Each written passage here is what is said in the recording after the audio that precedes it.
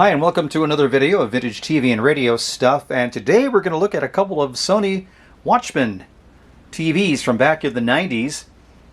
Sony produced the Watchman from the early 80s up until about the year 2000 with over 65 different models of the Watchman created by Sony over the years. The screens would get bigger and configurations would change.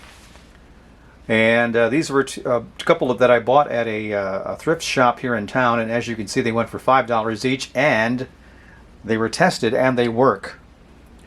Now when you say they work, I'm assuming that means when you turn them on you get static, because this is all analog, needless to say, and it's all digital as far as broadcast TV is concerned nowadays. But if you've watched my previous TV videos, you know I can kind of try to circumvent that a little bit.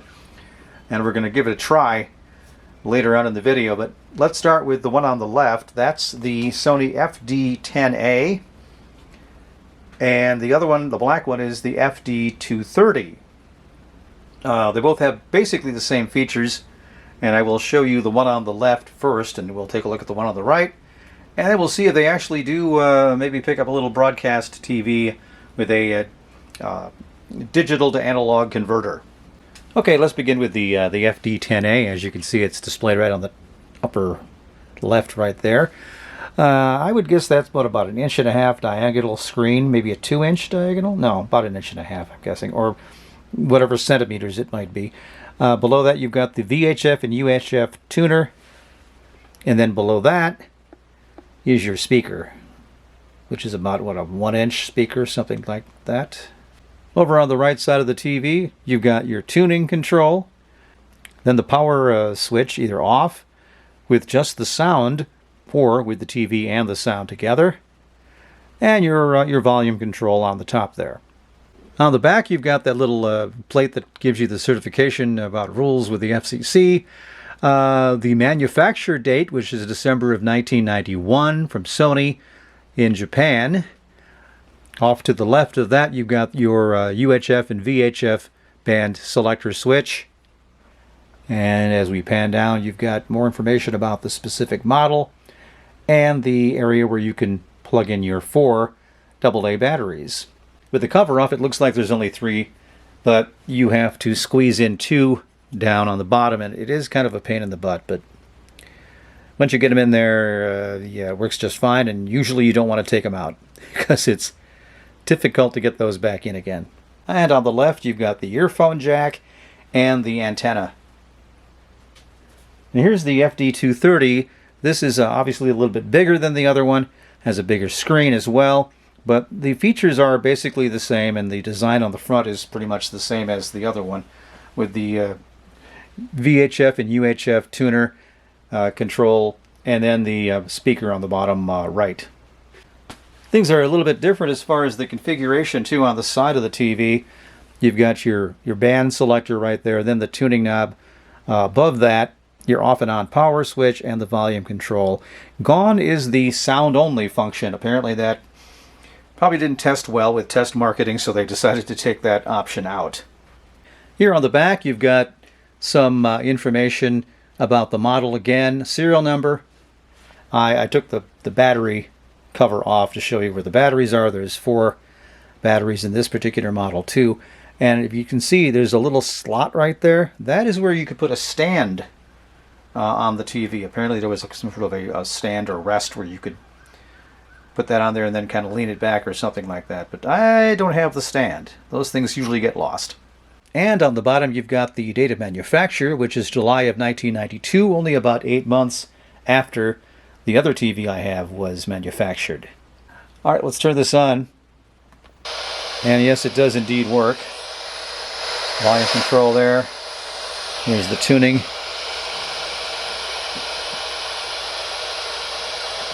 And of course you have nothing. There's the, I believe this is the band selector. Yeah. And there's still nothing. As you would well expect. So it does work, and I think this one works as well. Let's just take this one and turn it on.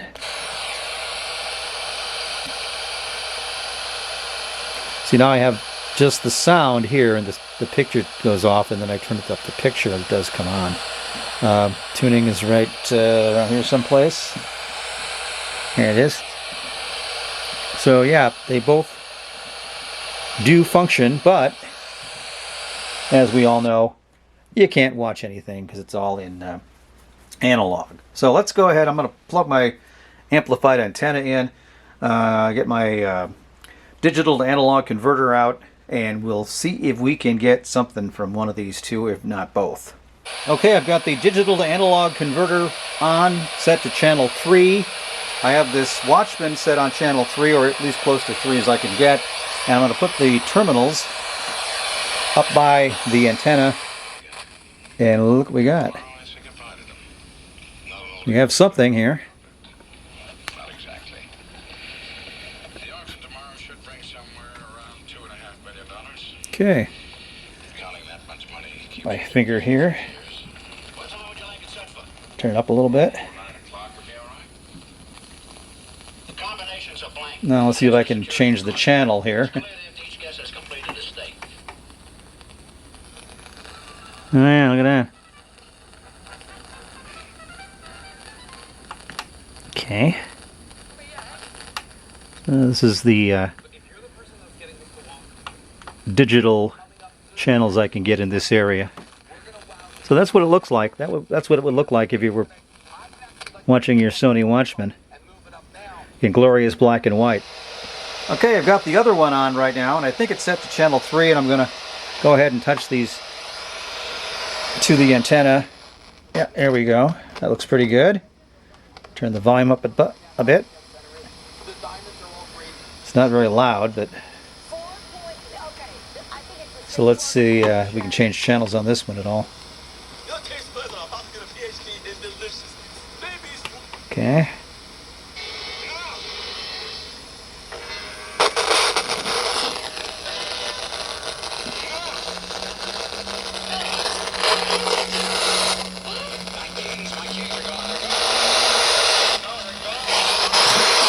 Not showing up very well on this. But yeah, we're getting something here. Try to get in place. I'm going downstairs.